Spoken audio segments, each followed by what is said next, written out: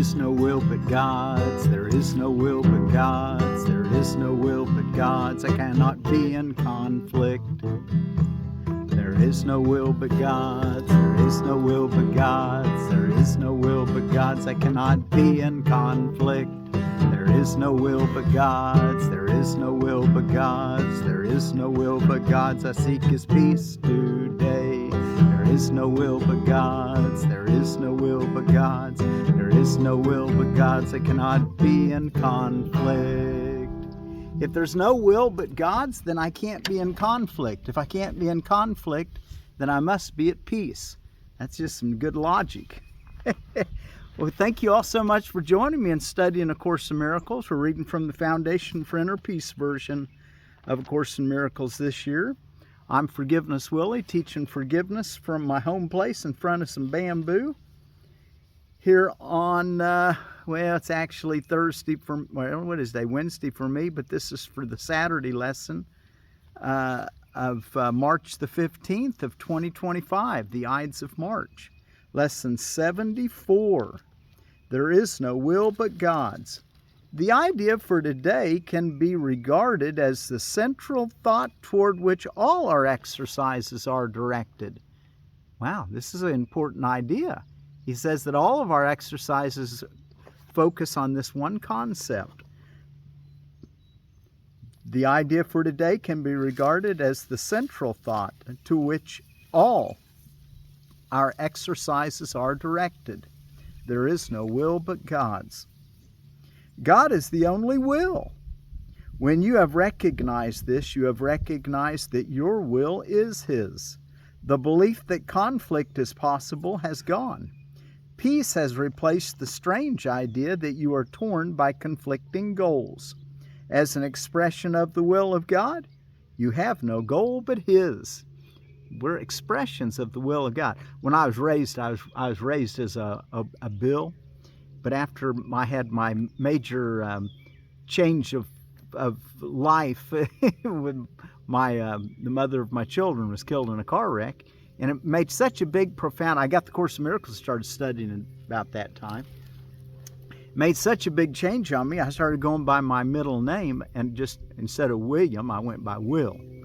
And then I lightened it up years later and went by my middle initial too, Will E, for Edward.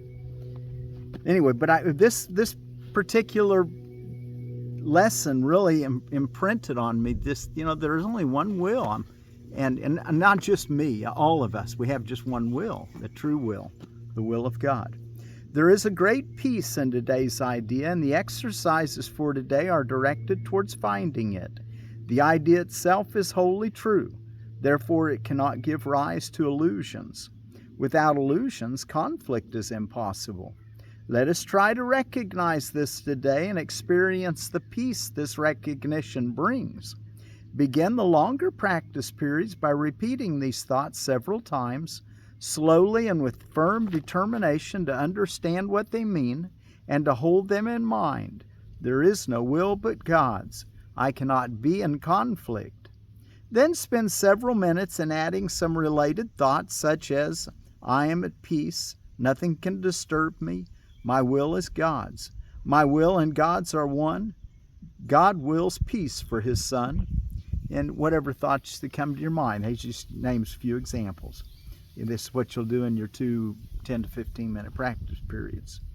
During this introductory phase, be sure to deal quickly with any conflict thoughts that may cross your mind.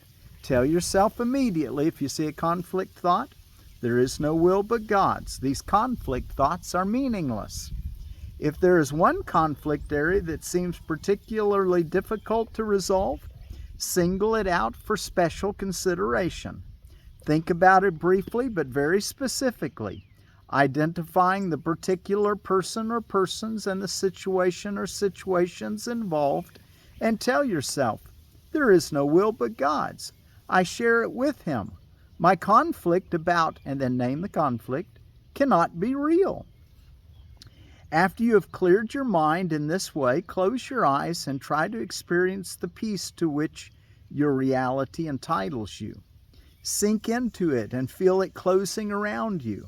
There may be some temptation to mistake these attempts for withdrawal, but the difference is easily detected. If you're succeeding, you will feel a deep sense of joy and an increased alertness, rather than a feeling of drowsiness and enervation. Enervation is feelings of being drained of energy and vitality, fatigue. Okay, so if you're succeeding, you will feel a deep sense of joy and an increased alertness, rather than a feeling of drowsiness and enervation. Joy characterizes peace. By this experience will you recognize that you have reached it. If you feel yourself slipping off into withdrawal, quickly repeat the idea for today and try again. Do this as often as necessary. There is definite gain in refusing to allow retreat into withdrawal, even if you do not experience the peace you seek. So he doesn't want us to go into withdrawal, that feeling of drowsiness and not alertness, and a loss of joy, just kind of a blah. Bring yourself back to feeling alert and joyful or peaceful.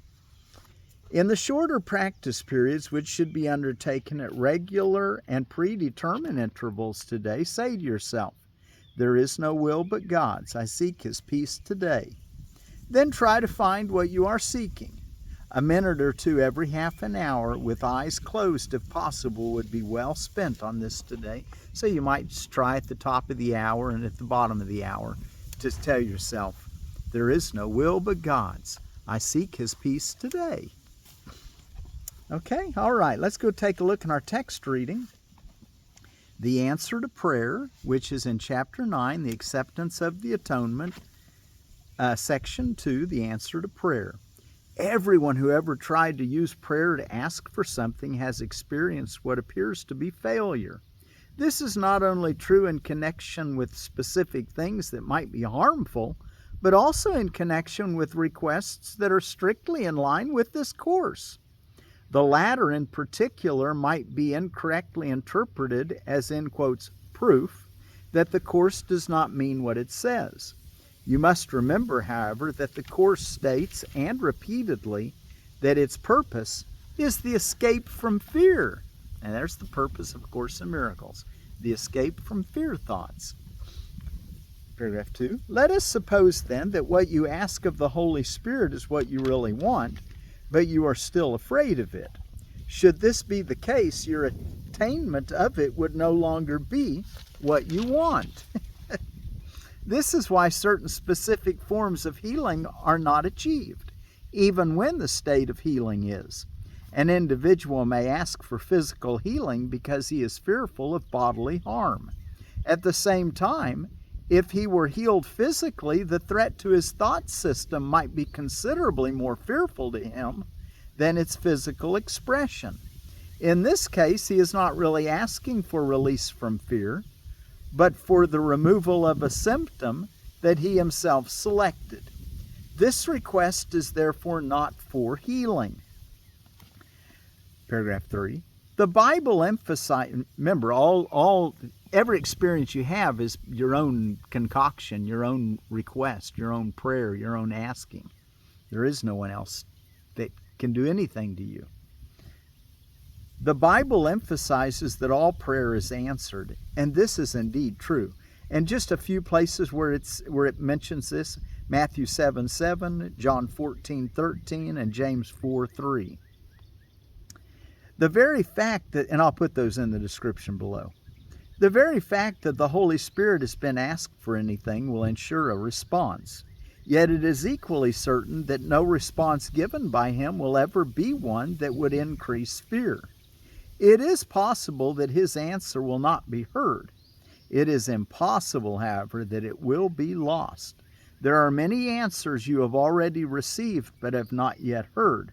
I assure you that they are waiting for you. Paragraph 4. If you would know your prayers are answered, never doubt a Son of God. There you go. If you would know your prayers are answered, never doubt a Son of God. Do not question him and do not confound him, for your faith in him is your faith in yourself. Well, we don't end at our skin. We include our brothers and sisters. We have to have faith in them if we're going to see our prayers being answered. And if you would know God and his answer, believe in me whose faith in you cannot be shaken. Can you ask of the Holy Spirit truly and doubt your brother? Believe his words are true because of the truth that is in him. You will unite with the truth in him, and his words will be true. As you hear him, you will hear me. Listening to truth is the only way you can hear it now and finally know it. 5. The message your brother gives you is up to you. What does he say to you? The message your brother gives to you is up to you. What does he say to you? What would you have him say? Your decision about him determines the message you receive. Remember that the Holy Spirit is in him and his voice speaks to you through him. What can so holy a brother tell you except truth? But are you listening to it? Your brother may not know who he is, but there is a light in his mind that does know. This light can shine into yours, giving truth to his words and making you able to hear them. His words are the Holy Spirit's answer to you. Is your faith in him strong enough to let you hear? Paragraph 6. You can no more pray for yourself alone than you can find joy for yourself alone. Prayer is the restatement of inclusion, directed by the Holy Spirit under the laws of God. Salvation is of your brother. The Holy Spirit extends from your mind to his and answers you. You cannot hear the voice for God in yourself alone because you are not alone. And his answer is only for what you are. You will not know the trust I have in you unless you extend it. You've got to extend trust in order to know the trust that God has in you. You will not trust the guidance of the Holy Spirit or believe that it is for you unless you hear it in others. It must be for your brother because it is for you. Would God have created a voice for you alone? Could you hear his answer except as he answers all of God's sons? Hear of your brother what you would have me hear of you, for you would not want me to be deceived. Paragraph 7. I love you for the truth in you, as God does. Your deceptions may deceive you, but they cannot deceive me. Knowing what you are, I cannot doubt you.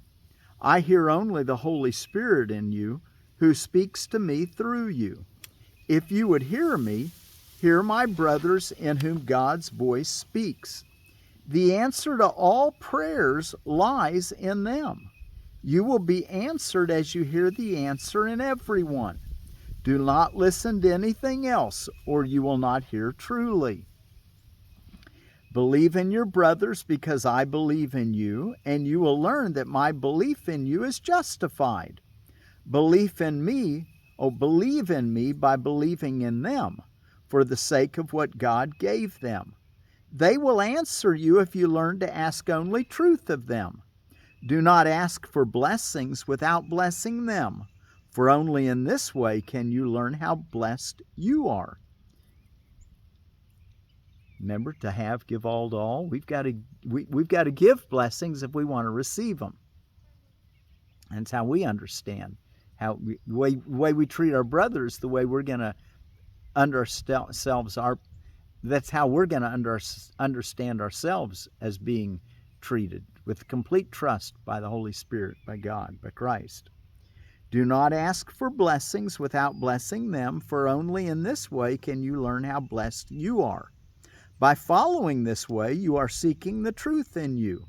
This is not going beyond yourself, but toward yourself. 9. To disbelieve is to side against or to attack. To believe is to accept and to side with. To believe is not to be credulous, but to accept and appreciate. And credulous means gullible. to believe something without an unfounded clarity or faith and understanding. To believe is not to be credulous, but to appreciate and to accept.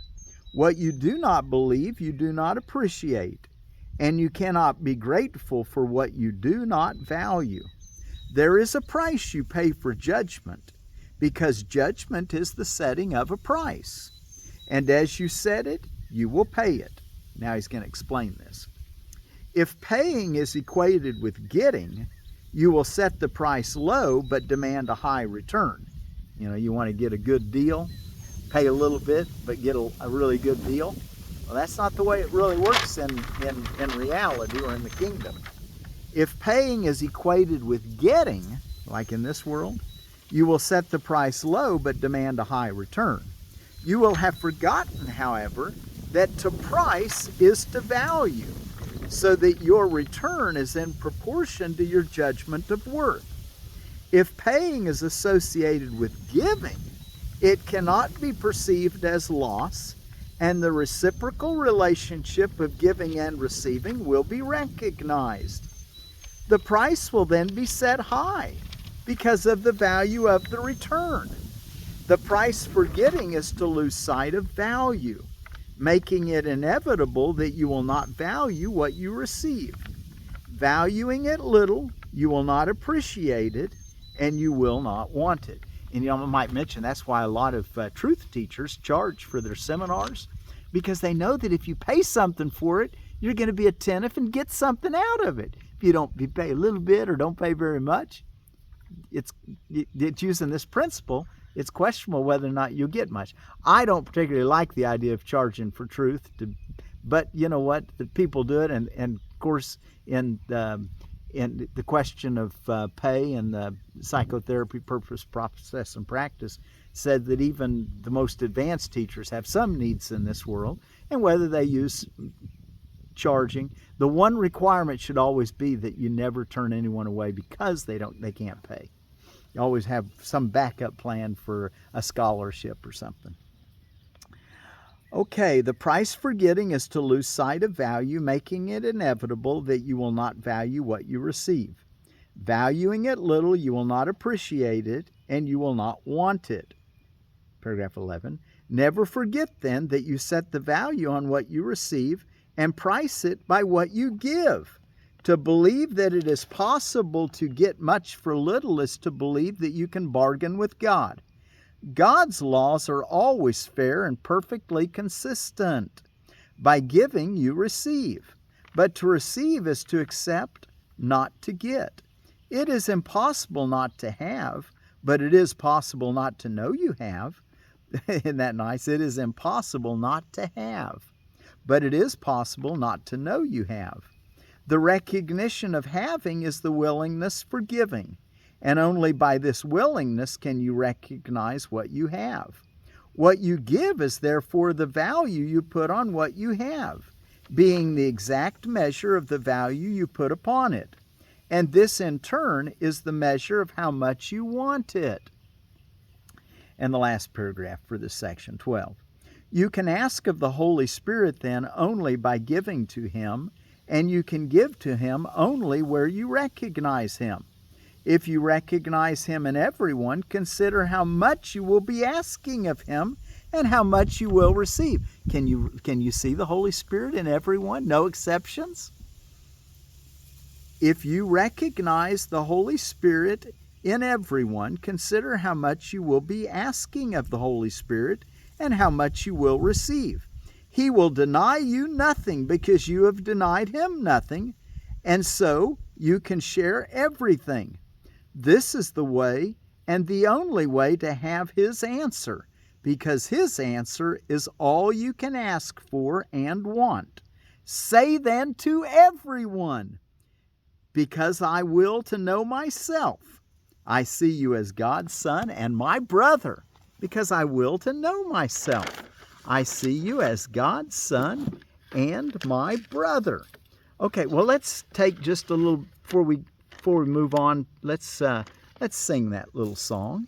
And it's the same tune we had for our text reading yesterday, and they could actually go together, but we're just going to sing this part of it.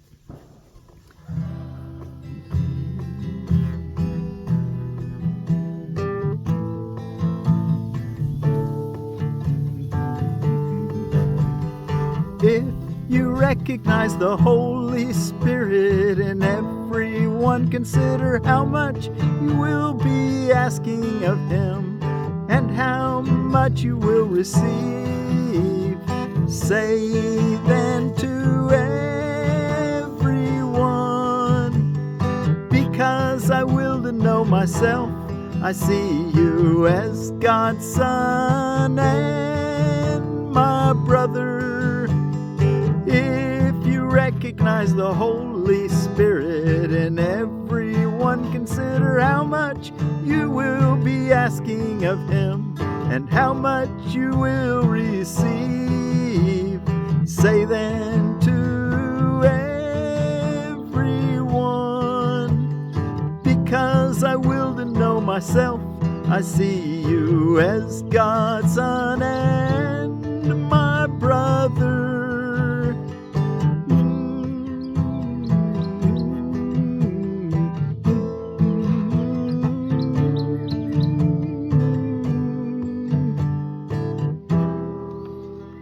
Because I will to know myself.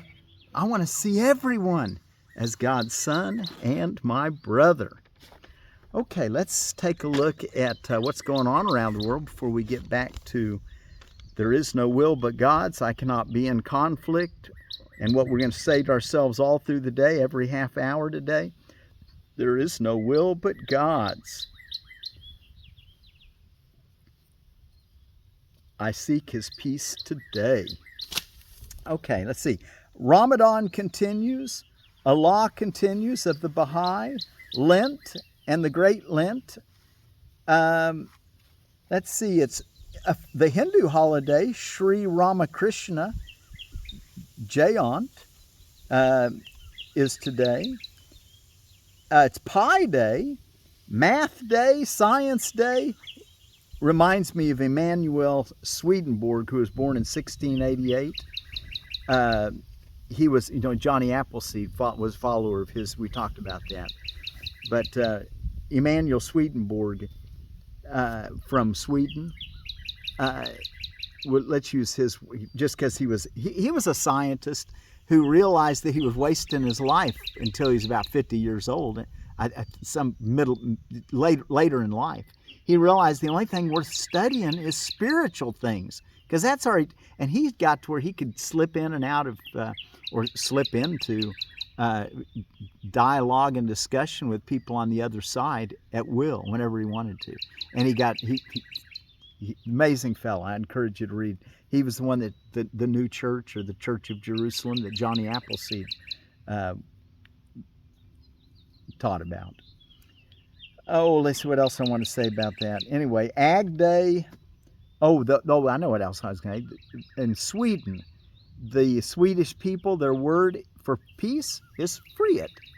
It's spelled like Fred, F-R-E-D, but I think it's pronounced frihet. And the main watershed of the Swedish people is the Dal River. It runs from the north down to the Baltic Sea, I understand. So that's their main watershed. Buzzards Day, Ides of March, getting close to potato planting time. And most people say St. Patrick's Day, which is on the 17th.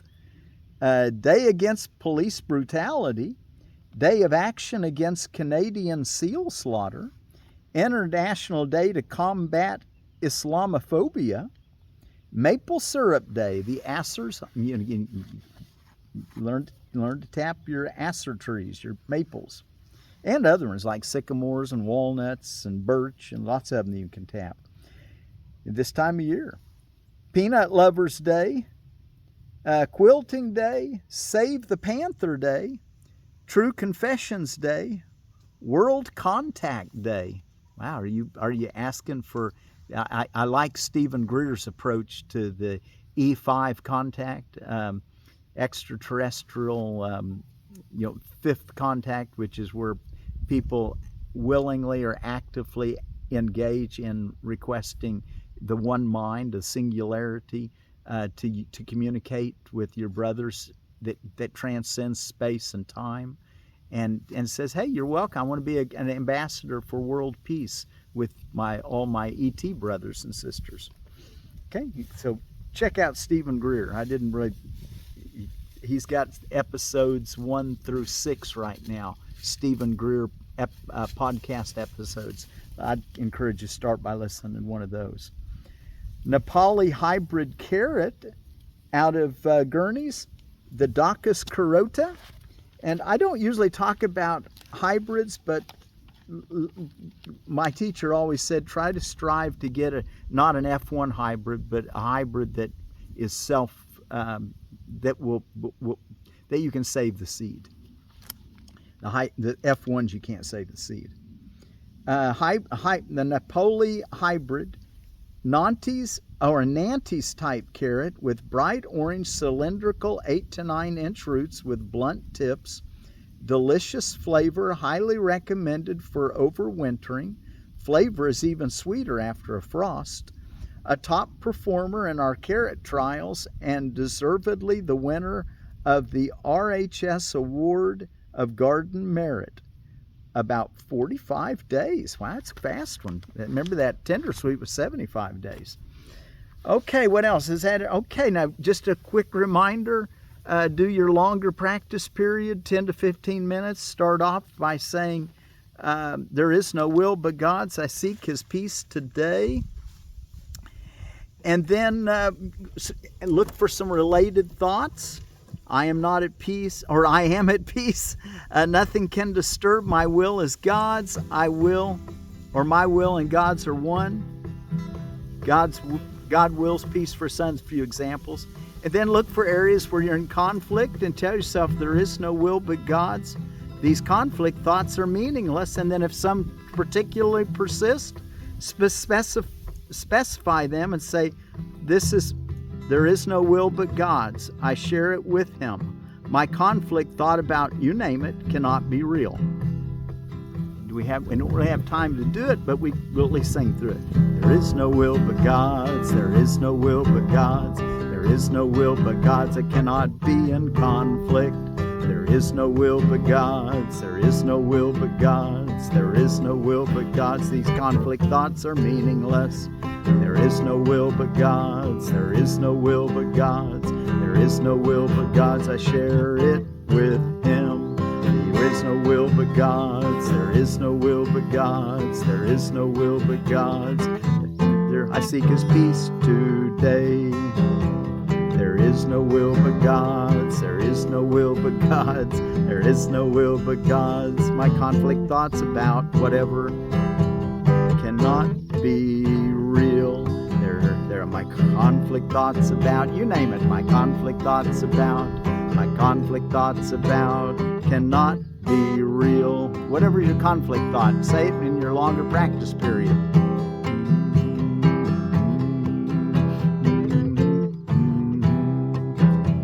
There is no will but God's. There is no will but God's. There is no will but God's. I share it with Him. There is no will but God's. There is no will but God's. There is no will but God's. I cannot be in conflict.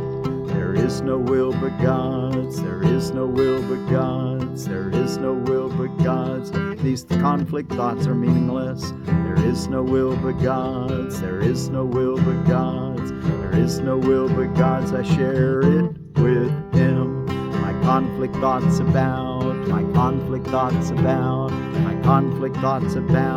cannot be real. Then all through the day today say, there is no will but God's. There is no will but God's. There is no will but God's. I seek His peace today. There is no will but God's. There is no will but God's. There is no will but God's. I cannot be in conflict.